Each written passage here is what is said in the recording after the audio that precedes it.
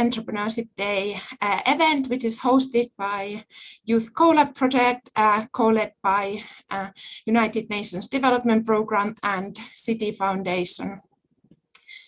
Thank you also to UNDP's regional gender team for their help in the preparation of this event. So at Youth Co-Lab, we support women, youth empowerment through across Asia Pacific through youth leadership, social innovation, and entrepreneurship. And one of our key cross-cutting areas is to advance women's empowerment and gender equality. And to support this work, earlier this year, we published and produced a research on gender barriers to women's and girls' leadership and entrepreneurship in collaboration with UNICEF. And this report can be accessed on our website. I think my colleagues just have posted the link to the chat. So both this research as well as our ongoing consultations and conversations with our female founders within our network, as well as our stakeholders, are guiding our work on gender and women's empowerment. And we are thrilled to have 4 wonderful Youth Co-Lab female social entrepreneurs with us today. We've got Atika from Indonesia, Paula from the Philippines, Divya from India, and Karisma from Pakistan. Hi, Paula, Karisma, Atika, and Divya. It's so nice to see you again. So today we will start with a conversation with Atika, Karisma, Paula, and Divya, and they will share their experiences as female entrepreneurs. And after the conversation, we will have plenty of time for questions and answers. So feel free to write your questions to the chat box during the event. And if you want to ask the question, particularly from one of our guests, you may also mention their name, and we will make sure that all the questions are answered in the end. And just kindly note that this session is being recorded and live streamed. And we will make the recording publicly available afterwards on our website. So just wanted to let you know. And so the live streaming is on YouTube. So if you search for Youth Co-Lab, you can find it and also share on your social media if you want to invite your friends to watch the session as well.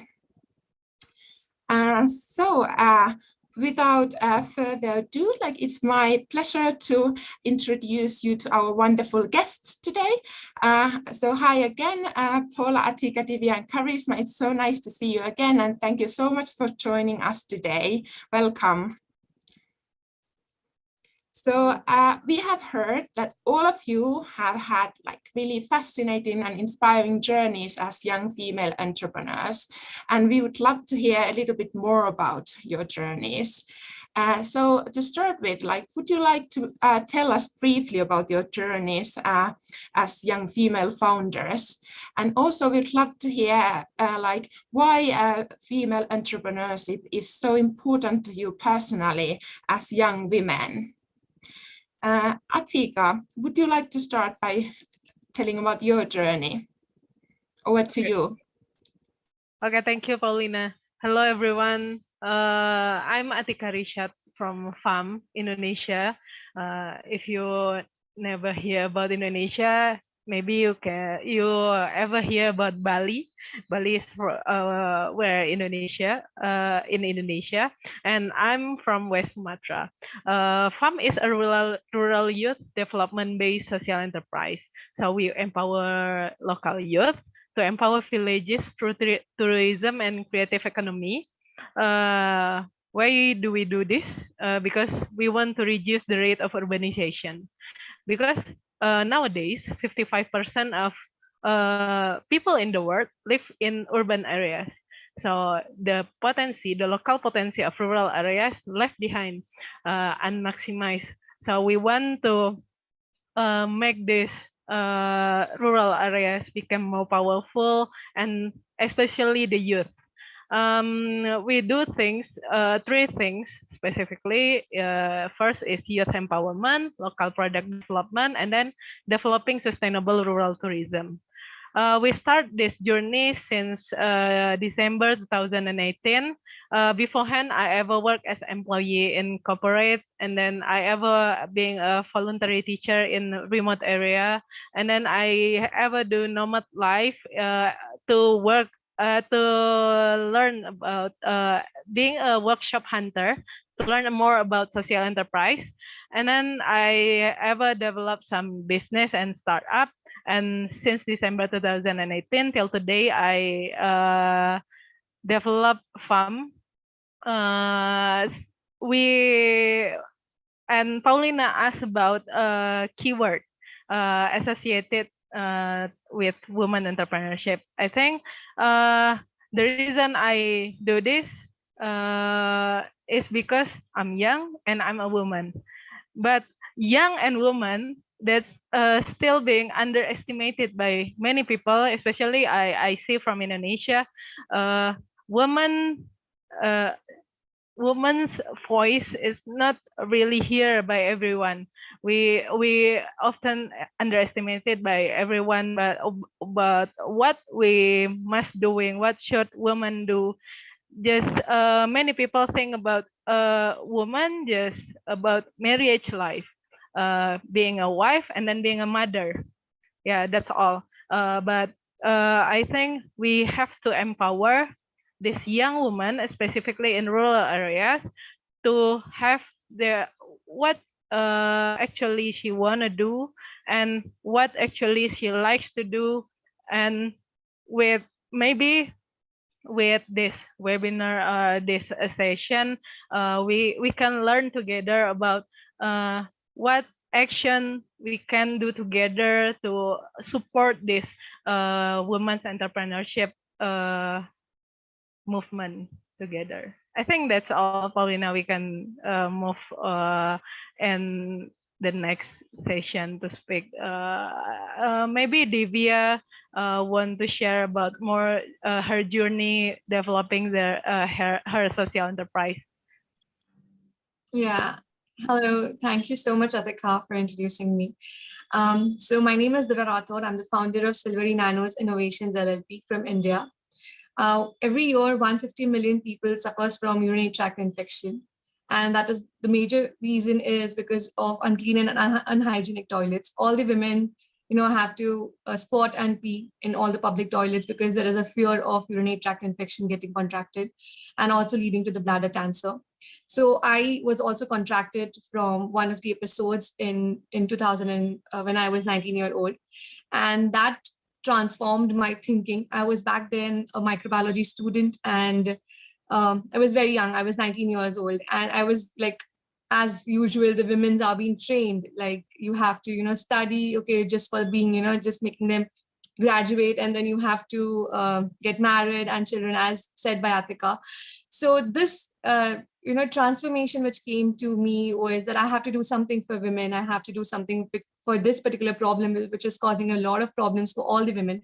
So I had innovated a product called Happy Toe, which you apply once in the toilet and you get infectionless and easy cleaning toilet for 1 month. So you just, we have been applying to all the Indian Railways and Indian Army over there.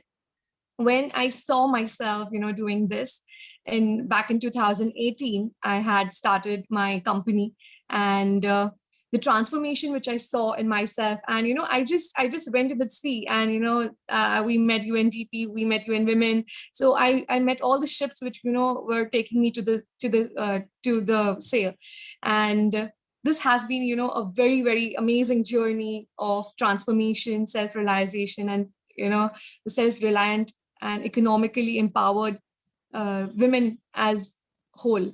So this is what my journey is all about. And I would like next Paula to share her experience and particular elements that, associate with women entrepreneurship. Paula, next to you. Okay, thank you very much, Divya, for the pass on, and I appreciate it. Hi, everyone. My name is Paula Bayam. I am the co-founder of Hey Success Virtual Assistants Philippines here in the Philippines.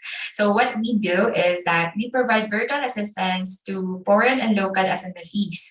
So aside from that, we have a social project to our indigenous community.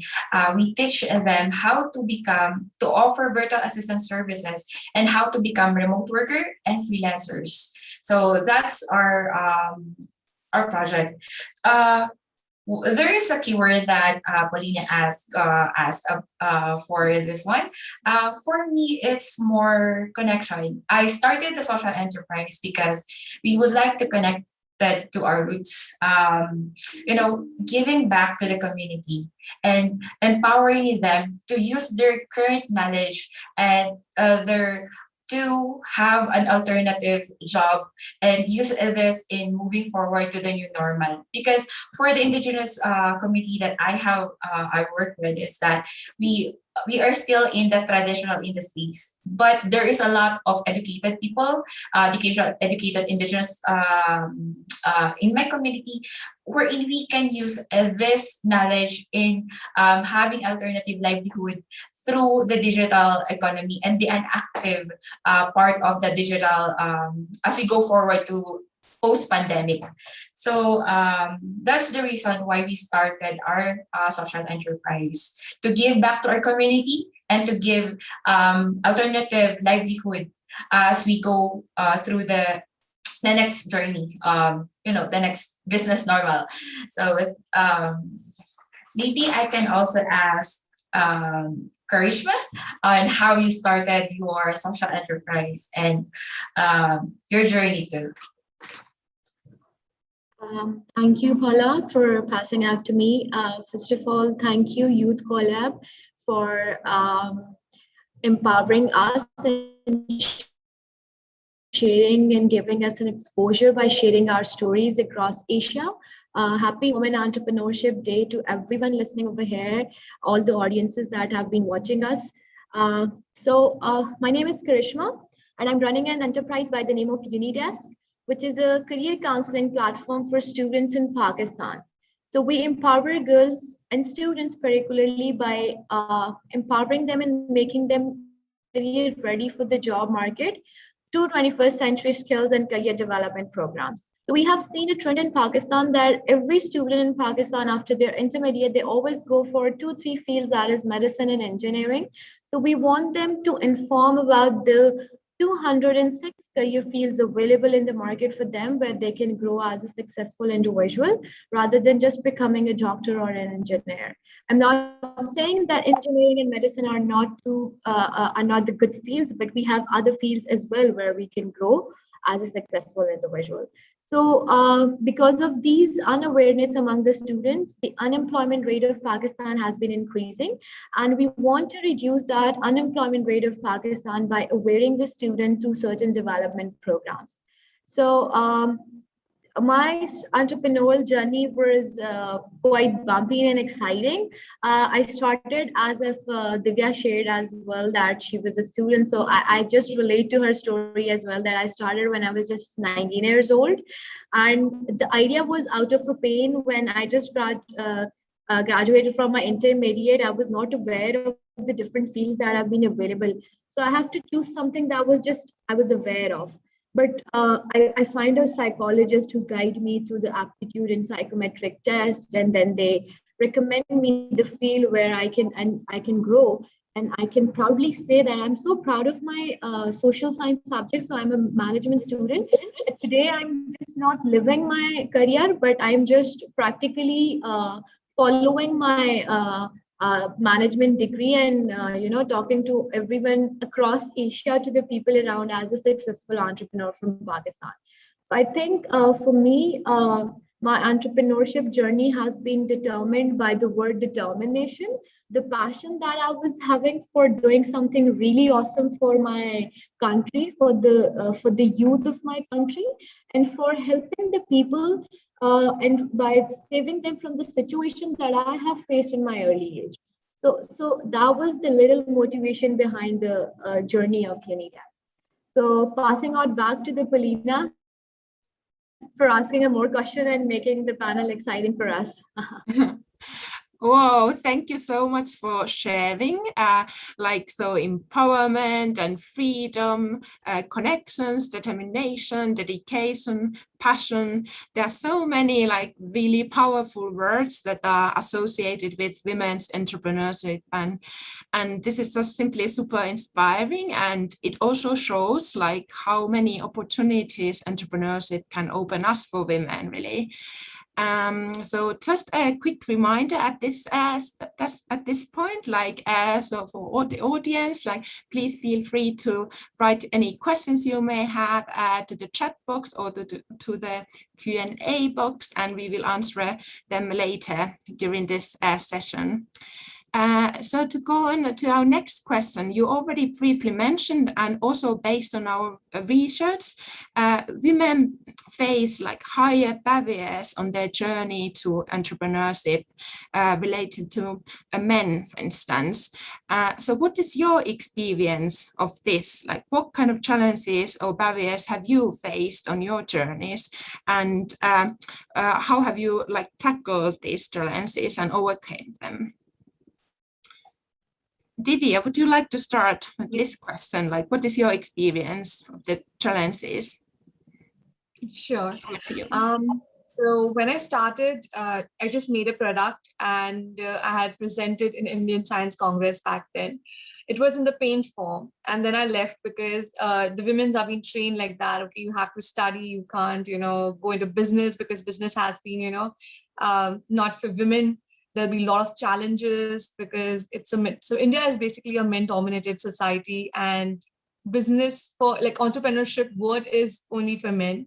So here in women, I think that they don't fit that way. So after I think doing the research work, I started studying my master's, but then I got an opportunity from UNDP that you can showcase your idea. I won prize money, and then I started my journey. I developed my product.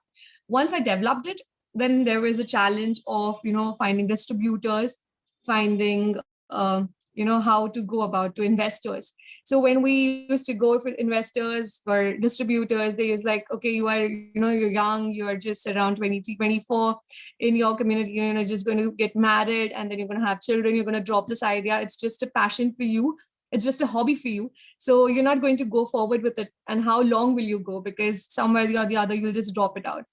And this particular challenge has been the major challenge, because I had to struggle to find distributors. But thankfully, I got a lot of good people in the sea, because in the sea, you get sharks, you get boats. I think you have to find boats because there are more sharks in the sea.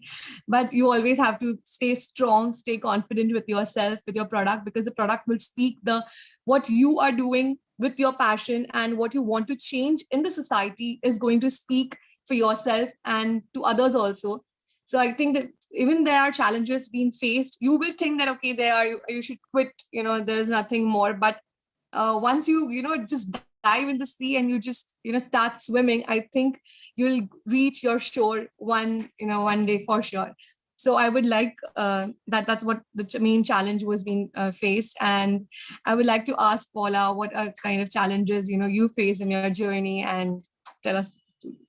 Thank you so much. Thank you, Divya, for that one.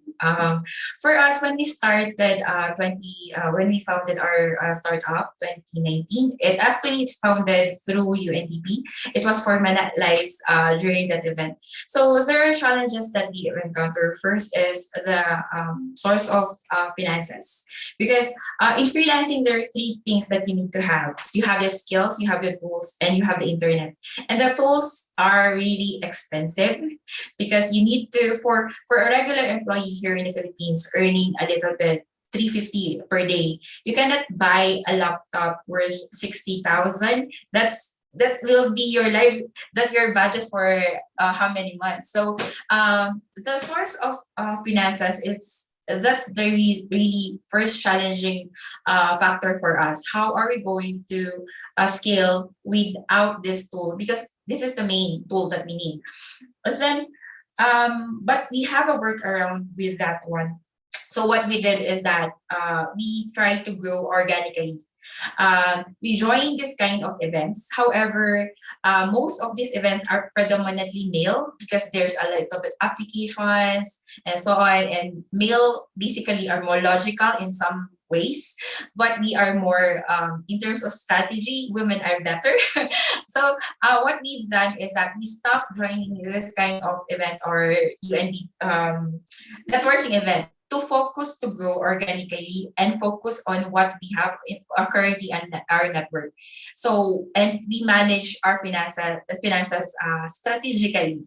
So once we have extra, we put it to the funding so that we can buy more equipment for it to be rolled over. It took us a little bit longer than expected, but we got there. So yeah, you just need to be consistent.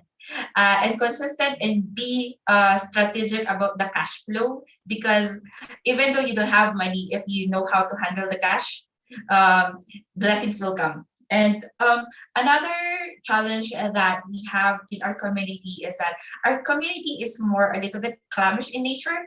We don't really that talk too much, or we know that we know what to do, but we are not that expressive enough on what we would like. So there is a little bit progress that we need to work with our community. Like we need to have a longer training period compared to the others. And we make sure that we have a plan for mobilization before really matching them with the clients. So those challenges can be answered by strategically positioning and making sure that you are aware with this and try to put some mitigations and be true to be consistent with your social enterprise. I know it's not that easy, but be consistent and keep moving forward, because and pivoting basing on the market, because sooner or later all those challenges will be answered and will be resolved. Then you're going to have your sweet spot in your social enterprise. So how about may I pass on the baton to Ms. Gershman to share about the challenges that they've encountered too. Thank you, Bala.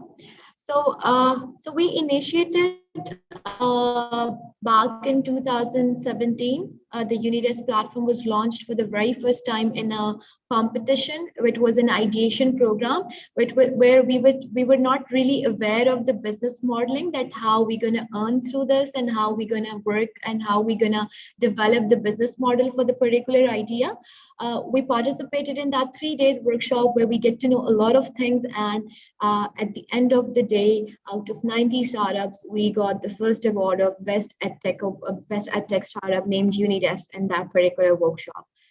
We won a little amount of grant in that competition. We invested that in our MVP, in our product, which was the website for connecting with our users in Pakistan, and we started uploading different content over there. And the journey of challenges started from back then. So what was the major challenges was not just running the platform, but just making people aware of the concept of startups, because people always miss upon the concept of startups and running a local business in the market. Because as per the market is concerned, we considered doing a business something traditional shop where we are selling something, which was not the scenario for me. So it was very hard for me to make people realize of the concept of the startup ecosystem, that being an entrepreneur, I can work on that. Apart from that, as far as the business model is concerned or the company is concerned, there were a lot of loose hoops regarding access to different financials, because as per the research, only 1% of the female made to the total of the man as a working woman in the Pakistan.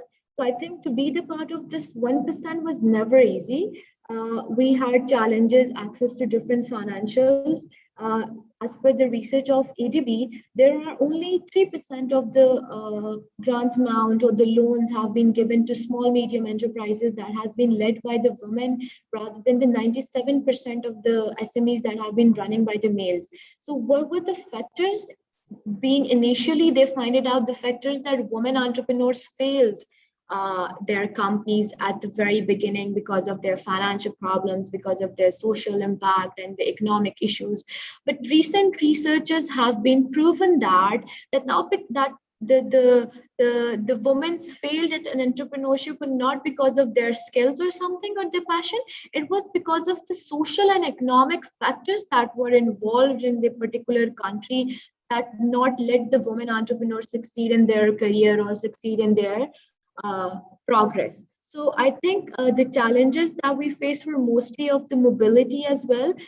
We in Pakistan, it was very hard for female entrepreneurs to expand to other cities because for expansion, it requires a lot more mobility. You have to meet new people, you have to meet certain different people, which was really hard at some point because you always require your family balance as well. So there was challenges regarding mobility, cultural barriers, then maintaining work-life balance, maintaining my grades as well, because I have to make my parents happy as well, because they let me run my business, so I have to make them happy on my grades as well. So the work-life and study balance was one major challenge as well.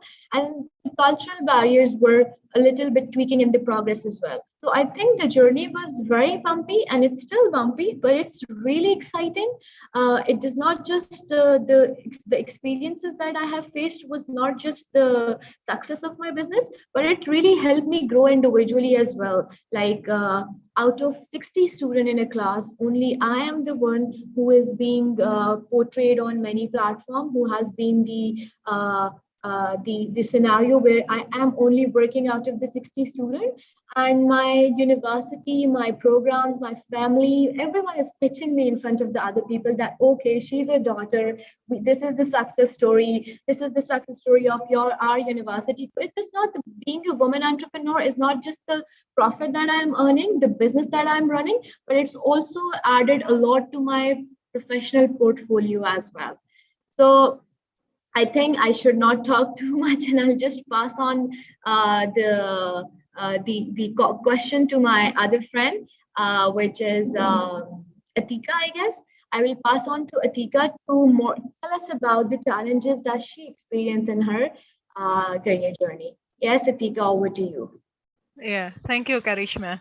I can agree more about what Divya, Paula, and Karishma said before, because yeah, I've been there before.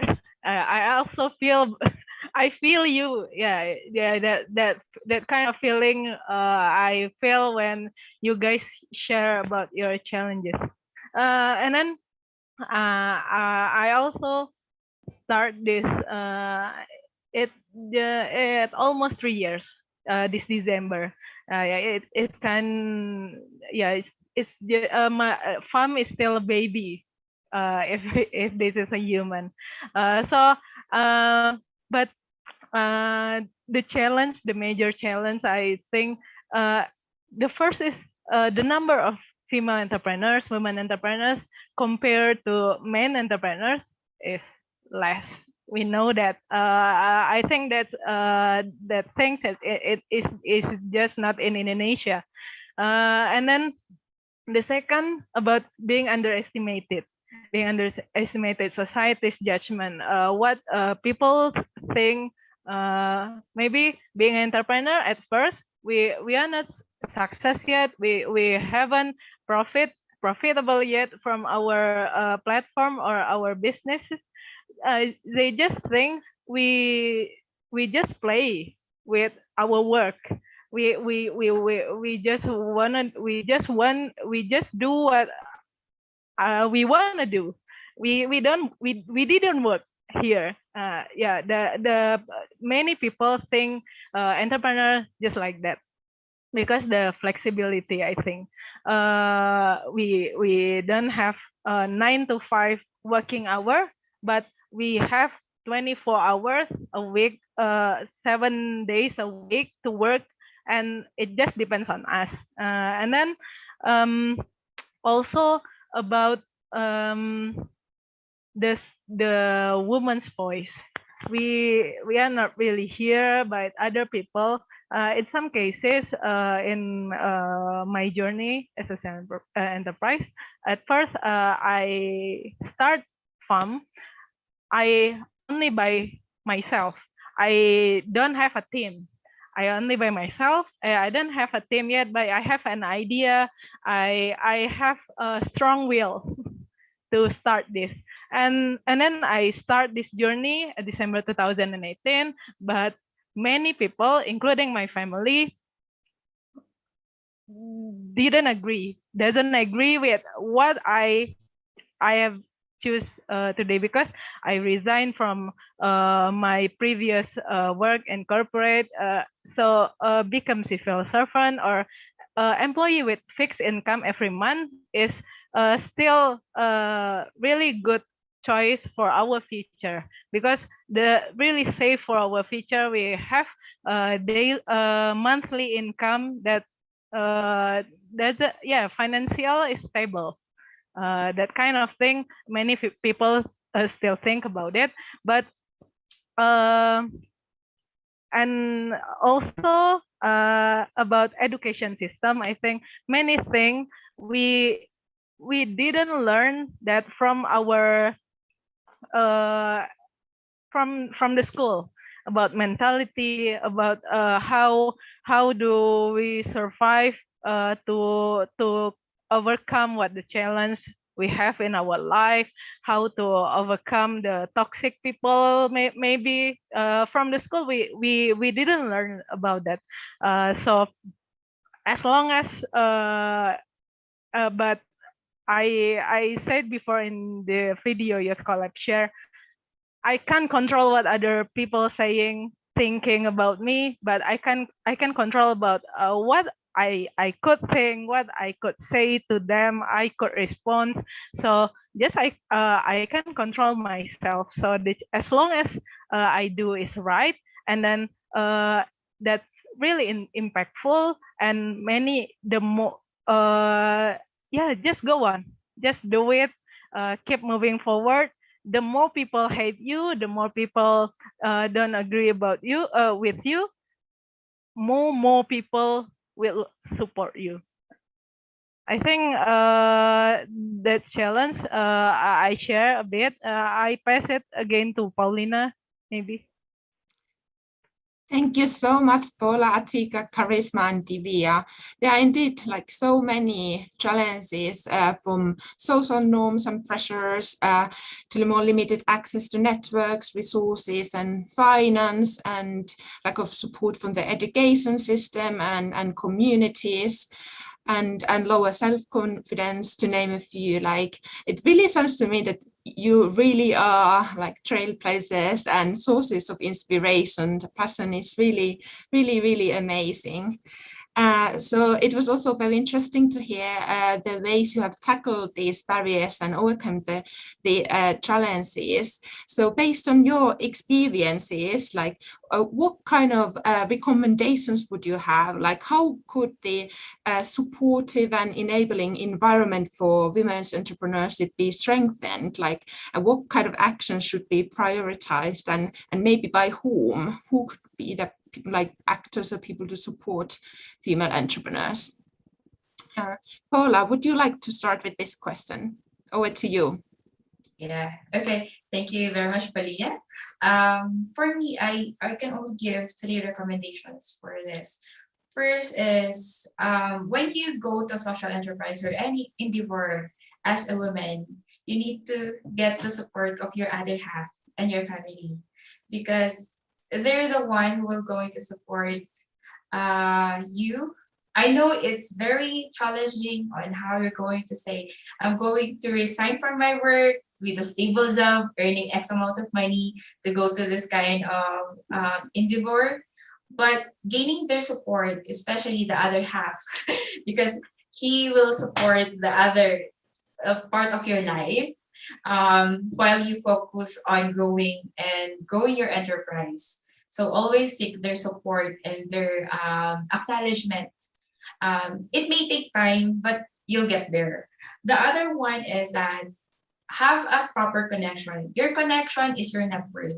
The kind of connection that you build throughout your life, even though, for example, you have a friend 10 years ago, feel free to reconnect in a genuine manner, not on a, feel free to reconnect with them, the connections, because as for our enterprise, again, we have a problem with the sources of finances, but through our connection, they introduce us to the people that are connected to those kind of facilities. And now, right now, because of that connection that we have, we are able to gain a grant, which is we are very, very thankful because that can be a startup or a sibling that we can grow and grow up. So we are expecting to grow more 2022.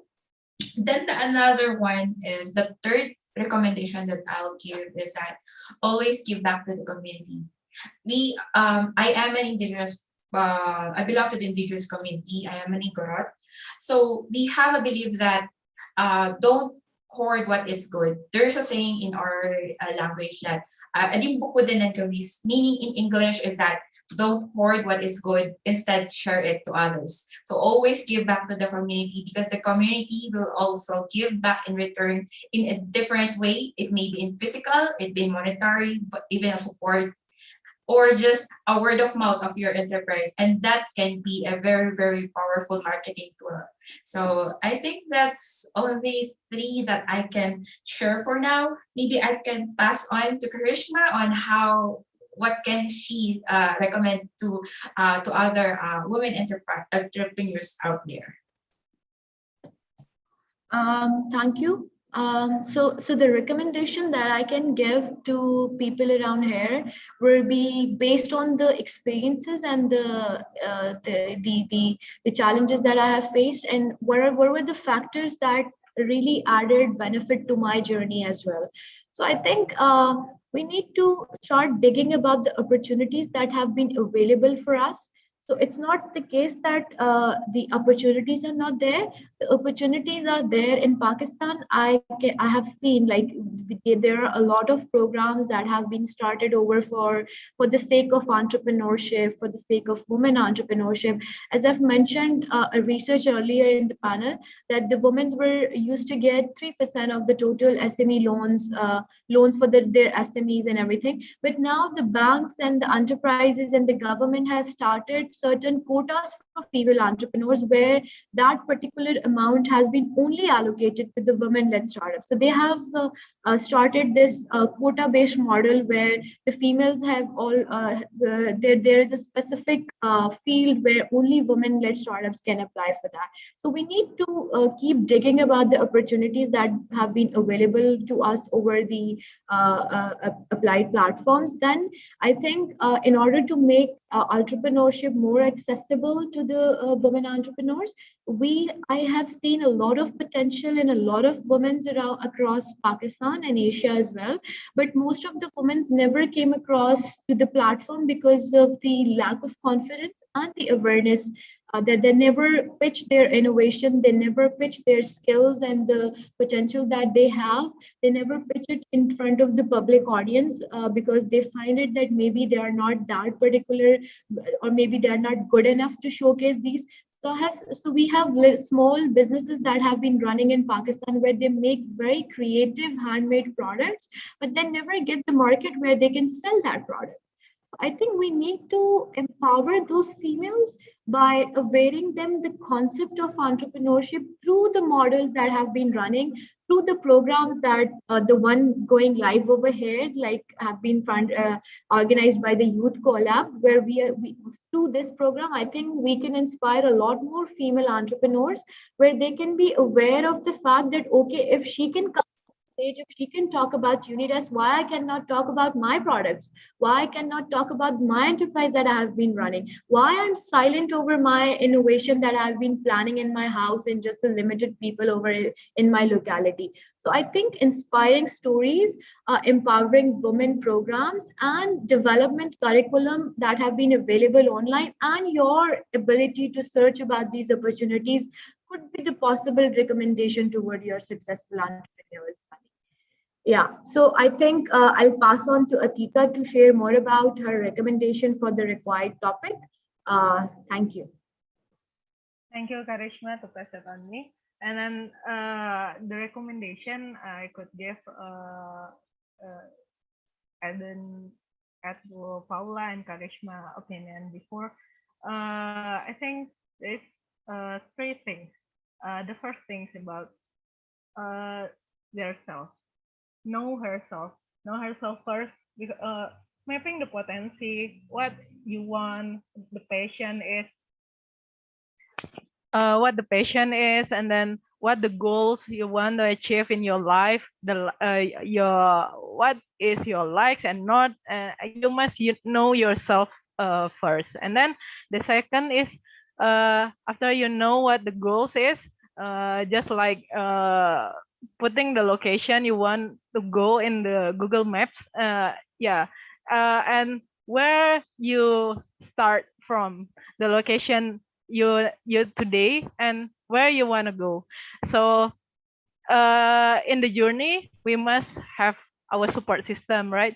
So we could create our support system. The second, to create the support system maybe comes from family, friends, and maybe in our journey we made so many people. We sometimes in confidence. The journey is just like a roller coaster.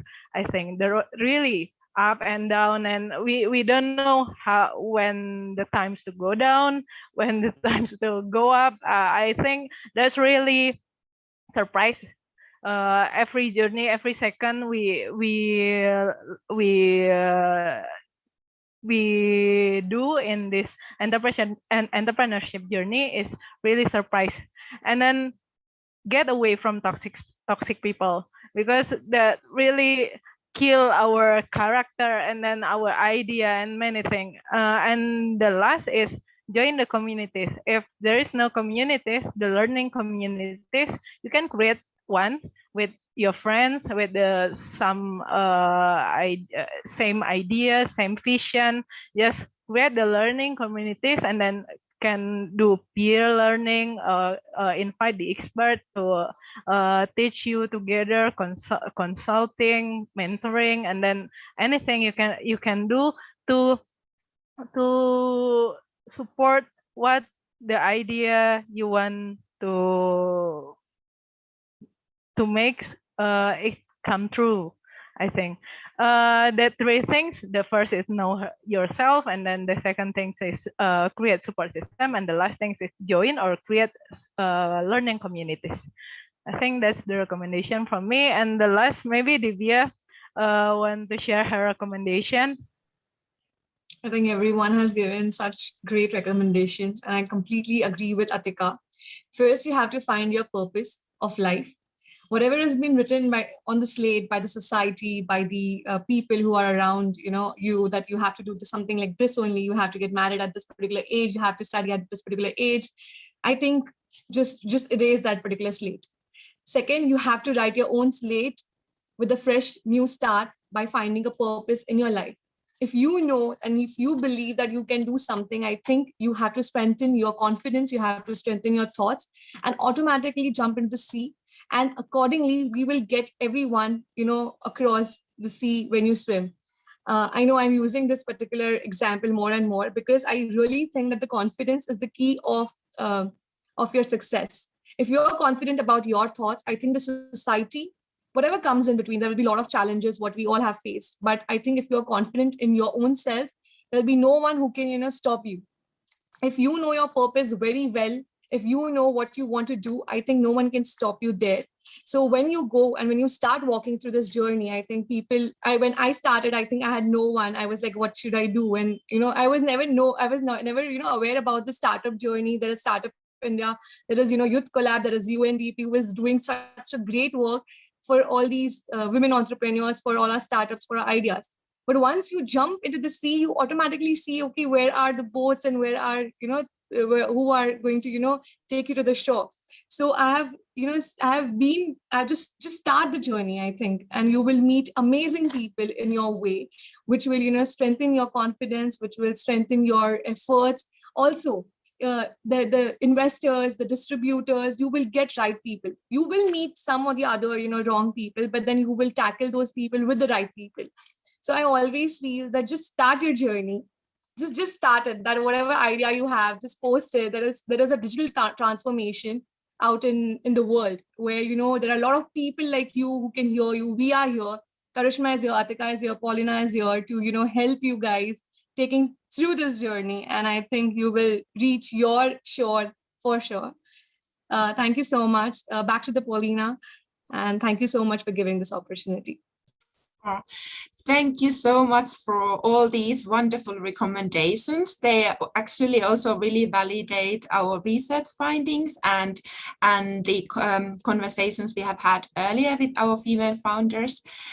So there's a need to support young women in strengthening their self-confidence and exercising their agency, strengthening the community support and family support, and improve access to services, finance, networks, and information, invest in and improve access to education, to name a few. I think we certainly need everyone on board in these efforts, from families and communities, as mentioned, and from governments, NGOs, and the private sector, as well as the community of men and women entrepreneurs, as you have highlighted themselves. So the peer support is also very important. Thank you so much again for such an insightful conversation so far. It's been really amazing to hear your experiences. And so now we would have time for some questions from the audience. We have received quite a few, and we will have time to answer them. So the first question would be for Charisma. So there has been a question: how did you allocate time for your side hustle and still excel at everything? You have been busy with studies and your business. So do you have some time management tips? Over to you, Charisma. Thank you. So I think time management was a challenge that I have mentioned, and how we manage at the time. So as we have Divya, so she has been working on something that is related to her field. She's doing something related to the microbiology because she has this ability. She has the access to the information related to the microbiology, and she's working on a product that has similar to the microbiology field as well. I'm running an enterprise. I'm running a business which is related to my degree, and I have all the capabilities and skills that is related to my degree.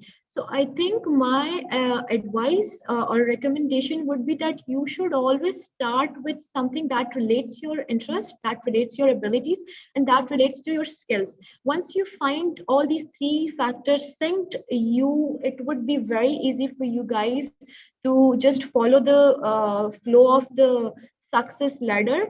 You can easily manage and tackle any kind of challenges that came across because you have the power of knowledge through your degree program, through your education. You can find mentors, you can find networks around that particular area, and you can also give time to your business as well. Apart from that, I'm a daughter as well. I have to make my parents happy as well. I manage my weekends very well. How? Because of the time management. How I'm doing that time management? I do things on time. There is like, I prioritize every activity. So when I was doing my bachelor, I used to give more time, a little more time to the studies rather than the business. But then once the bachelor's was done, I prioritized my business more and I started working more on the business model rather than. So I think we should need to focus more on the prioritization of the activities, and also what's your vision and what's your objective of achieving that vision. I think I might able to answer the question. Thank you so much, Charisma. Thank you so much for sharing. So the next question we would have is to Atika. So Atika, there's a question: how can I overcome the challenge of investment throughout my entrepreneurship journey? So how to access the investors? Do you have some tips on that? Over to you. Thank you. Okay, about the investment, yeah, I think this is not just a sociopreneur challenge, but also the entrepreneur as usual, businessman as usual, investment, about grants, investment, and then where the money comes from is really important in how do business become sustainable. And about the investment in my own journey, I would say FAM is I can't say FAM my social enterprise has already in stable financial stable right now, but we want to reach that in some cases in next year or in 2 years maybe. But in my entrepreneurship journey, I first doing this business just because the strong will I have, and I don't have a team. I just start what I want to start, and I first do bootstrap first.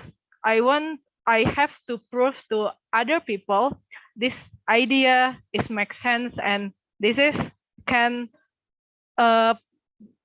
profitable in some day.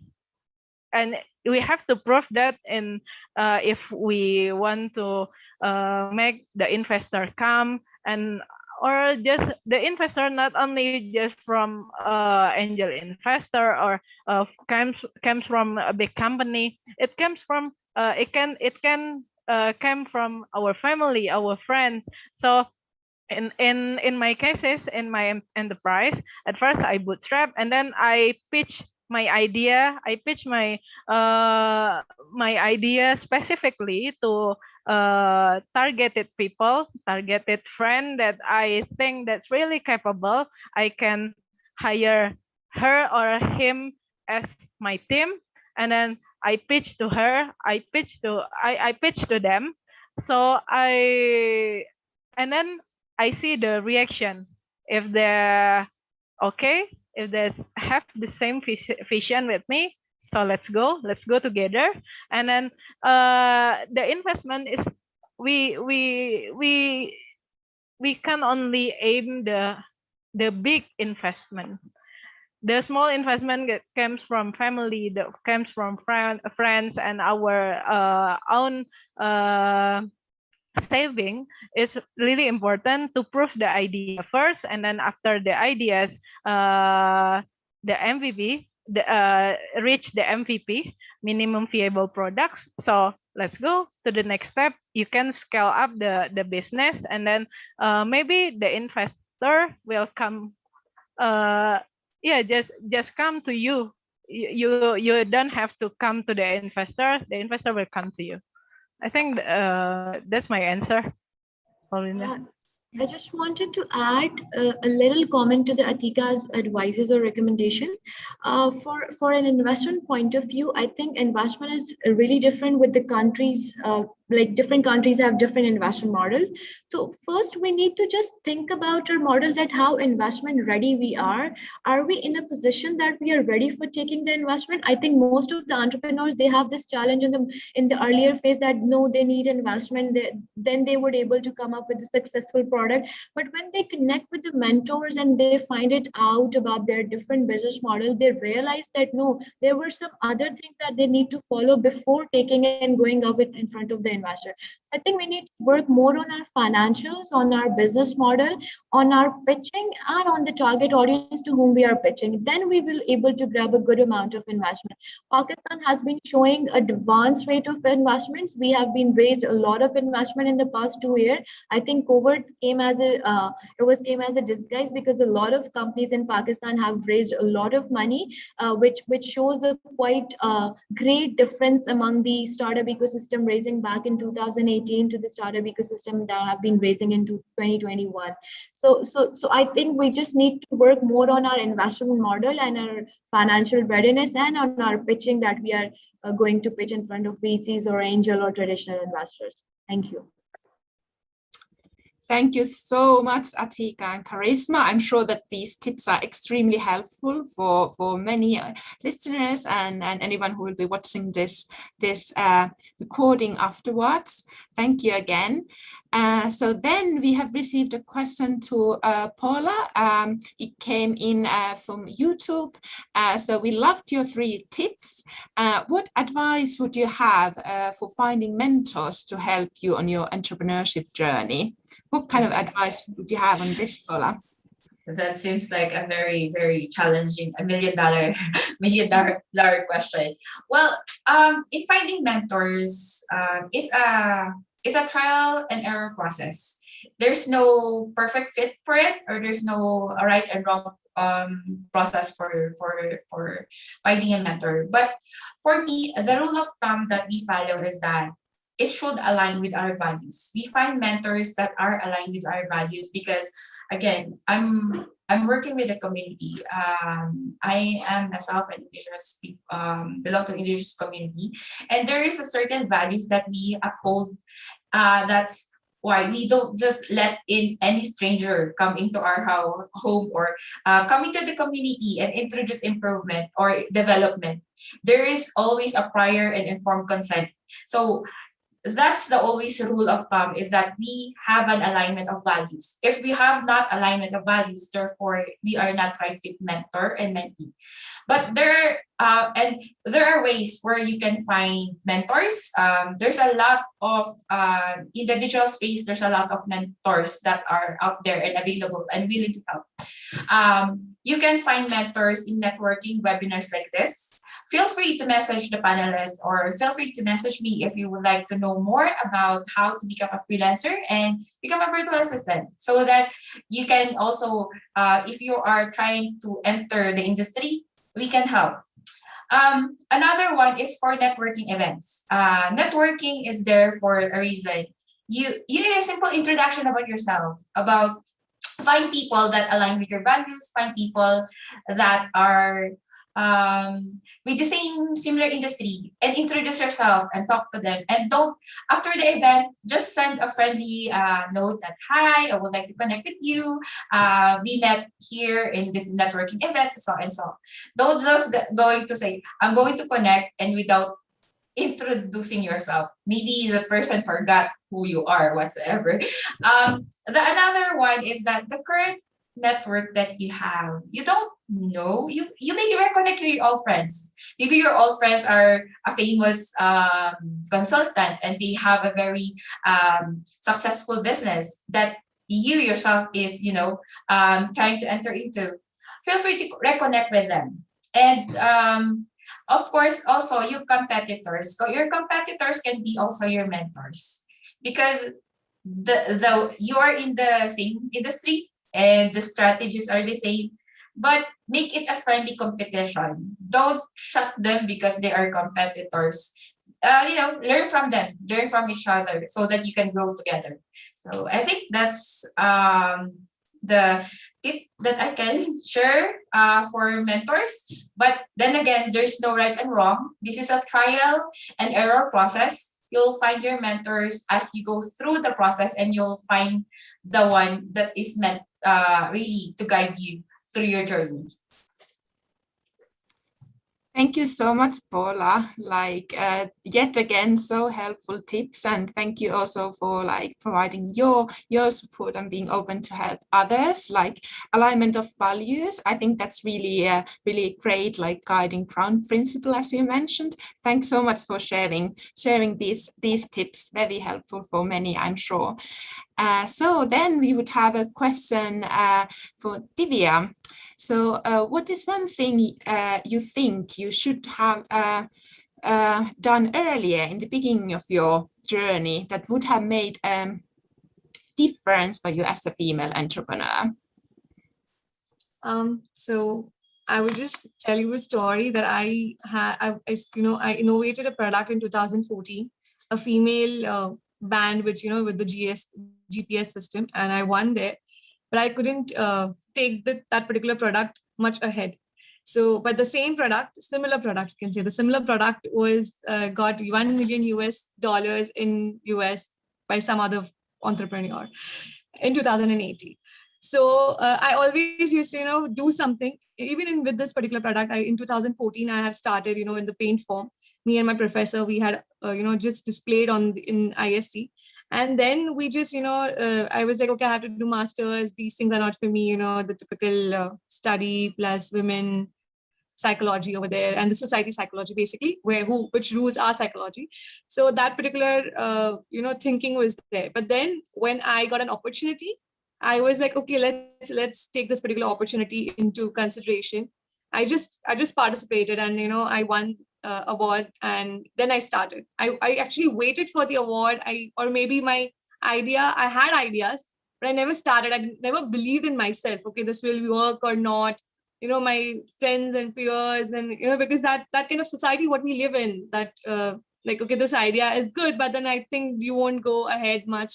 But I think you should feel confidence in your own ideas, and you should start when you are having an idea. You just should start the journey, because I have made that particular mistake 2 or 3 times, and now I understand that, okay, you cannot give up in between. You should start when you have idea. You should just validate the idea, and you should have a trial and error process. Like we do experiments in our life, and we should do experiments in our life. It will fail or it will, take it up, who knows about it. So the experimental life should go on, I think. Thank you so much. I hope that this solves your question. Oh, wow, that's so inspiring and encouraging as well. Thank you, Divya. Thank you so much. So then we've received a question from YouTube to Charisma. So Charisma, how did you manage to start as an entrepreneur? And how did you get this much clarity in your life and what you aspire for? Do you have any role model or any mentor in your life? Charisma, over to you.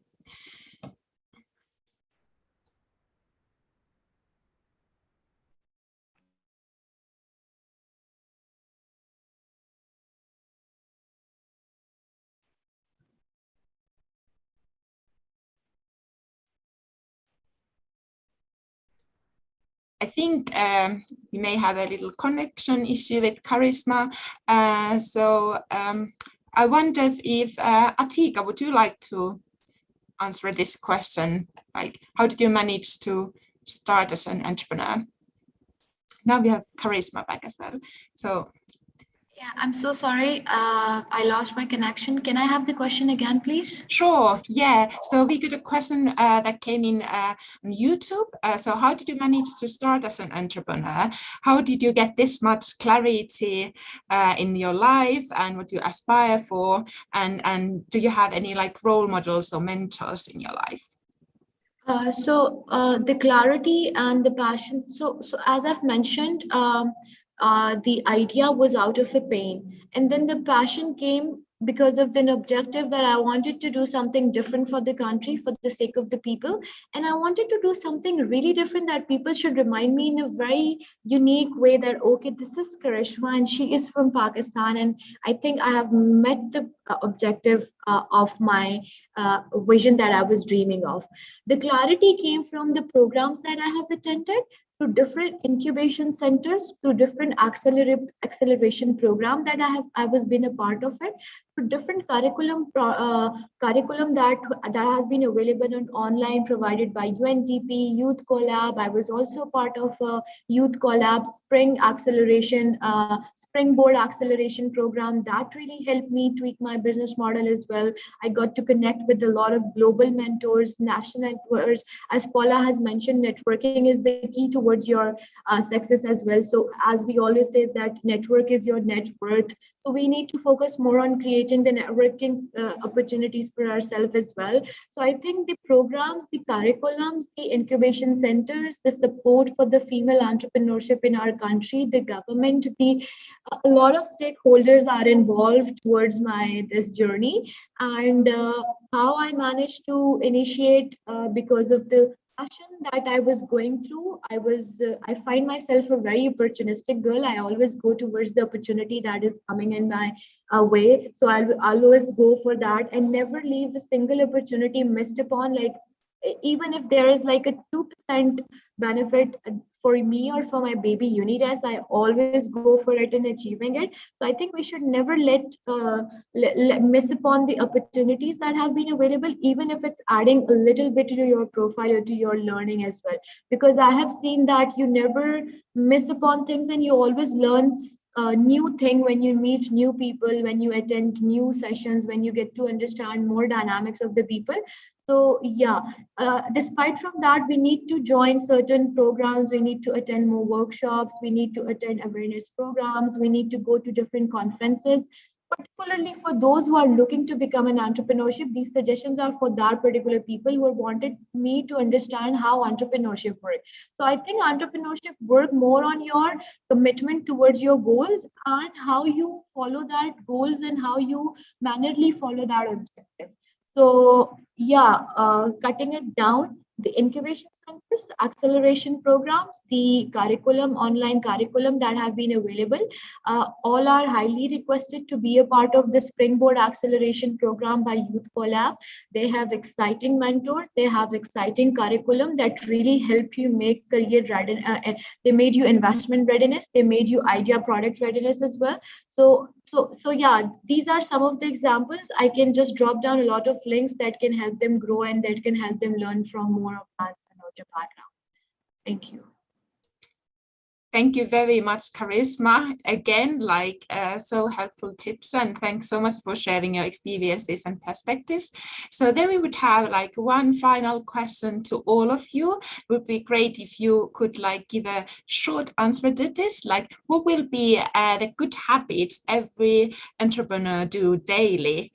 And also, if you want to very, very briefly give a tip to any aspiring young entrepreneurs out there, please feel free to share.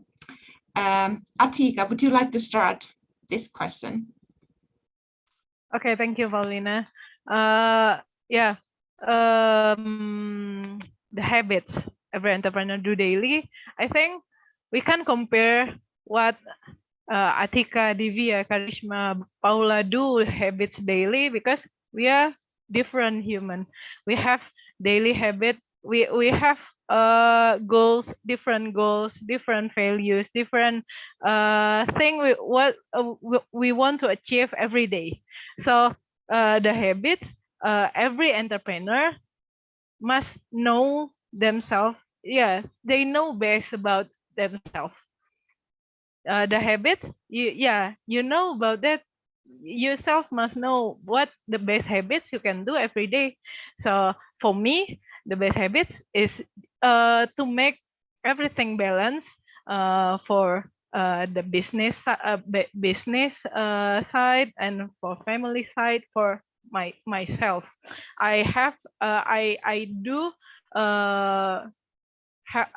should have more time also for myself, not only for business, not only for family and friends, also for me, for myself.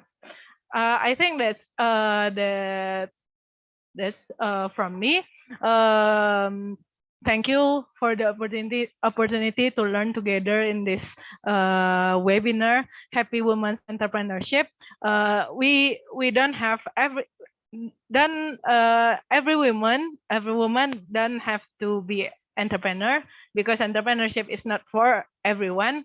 So whatever you do today and you want to do tomorrow for the future, just do the best for whatever it is. Thank you so much, Atika. Thank you. Divya, would you like to be next? Yes. Few tips is, first of all, as Atika said, balance in your life. Of course, you always should have a balance in your life. Second is always think your purpose. Always follow your purpose, that, okay, you have to do something. So what I do is, we think the previous day, okay, tomorrow I have to do all these work, and then you go on to that particular list of work. And of course, meet new, learn something new every day, to keep yourself motivated, and to know something, and you can connect your purpose to that particular new thing which you have learned. Third, fourth is, I think you should follow even a small hobby or something which makes you feel different and fresh in your life. So that is also something what I do. I love my music, so I sing, or I play guitar in my free time for even for half an hour. So that's what I do every day. And meet new people, of course. That is one more hobby I have. Like I really have a lot of groups. I have new people surrounding me, and positive people. Keep positivity with you. With that is the main important. You should have positive thoughts. The business will go up and down, and your purpose, your thinking towards the business, towards your purpose rather than business, should be more focused, rather than looking at the money part. Money is important, but I think focus and the purpose should be more important than money, and the money will follow. So these are the tips which I give it to everyone, I hope. Thank you, Divya. So inspiring. Thank you so much. Paula, would you like to go next? Okay. Well, I think Atika, Divya, and Krishna, we all have the same common experience. But for me, go for it. First is, if you're procrastinating and starting your enterprise, just go for it. You'll never know. You'll never know. Just go and ride the wave. The second one is that I agree with Divya. Just know your purpose, because that's your north. Always know your north, so that you know where you're going at. The third tip is that consistency is the key to success. Just be consistent. So just going for it and knowing your north, and be consistent even though there's bumps on the road. Just put them sideways. You can, if it's a very difficult one, work around them. So don't make it so difficult or so complicated. And then the last step, for if you're really serious about this enterprise, pivot according to the market. So follow your north, follow your purpose, and pivot according to the market, so that you can find where the cash is. Well, that's only my tip, and I'll pass it to Karishma. I think they have shared such an exciting recommendation.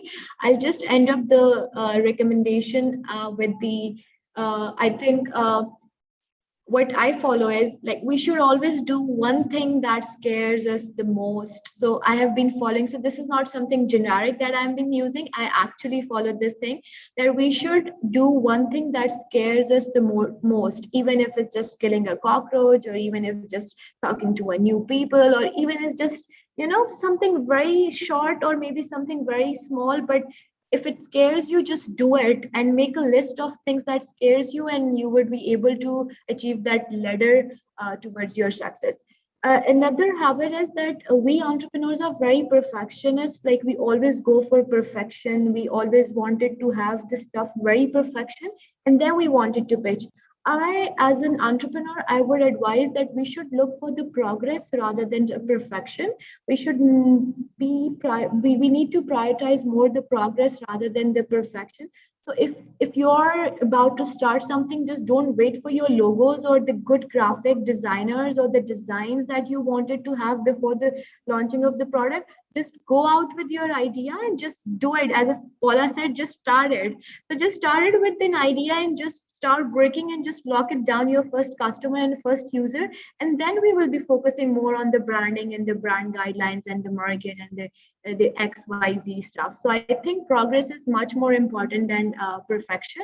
And your passion and determination is like a rule to the policy, and it's like a policy to your successful entrepreneurship ladder. Yeah, thank you. Thank you so much, Charisma, Atika, Paula, and Divya. Like we have got so many like wonderful tips during this session. Like at Youth Codeup, we really look forward to continuing this conversation, and we'll definitely take all the lessons learned during this event to support our work on women's empowerment and gender equality in the future and going forward. So I think our time is up.